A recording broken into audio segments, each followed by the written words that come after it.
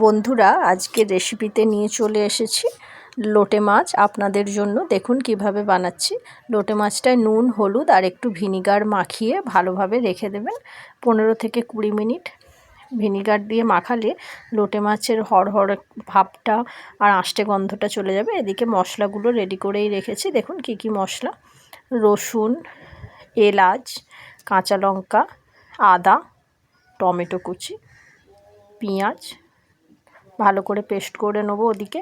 আর এদিকে কড়ার মধ্যে পরিমাণ মতো তেলের ওপরে কালো জিরে, স্বাদ মতো চিনি দিয়ে ভালো করে চিনিটা লাল হবে। এবার মশলাটা দিয়ে দেবো।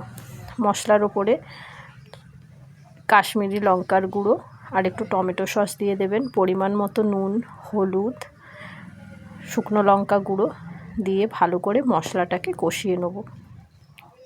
মশলাটাকে সুন্দরভাবে কষানোর পর যেন একদম মশলা থেকে তেল ছেড়ে যায়।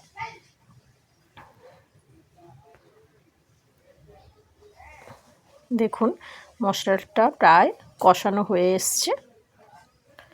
সুন্দরভাবে কষানো হয়ে গেলে এইবার মাছগুলোকে একে একে দিয়ে দেবো। এতে একটুও জল দেবেন না, প্রচুর জল বেরোবে।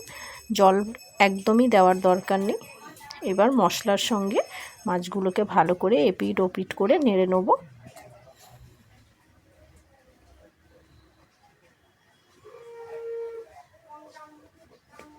সুন্দর করে নাড়া হয়ে গেলে এইবার মাছগুলোকে দেখুন রেখে দেবো। এই গ্যাস একদম সিম করে রাখবেন। দেখুন কত জল বেরিয়ে গেছে। একটুও জল দিতে লাগেনি, কিন্তু তাও এত এই মাছটা থেকে জল বেরোয়। এবার হালকাভাবে নেড়ে নিতে হবে যাতে নিচে বসে না যায় মশলাটা। সুন্দর করে নেড়ে নেড়ে একটু রাখবেন। ব্যাস জলটা পুরো সুন্দরভাবে মরে গেলে, দেখুন প্রায় মরে এসছে জলটা। মাঝে মাঝে নেড়ে রাখবেন। ব্যাস পুরো হয়ে গেছে।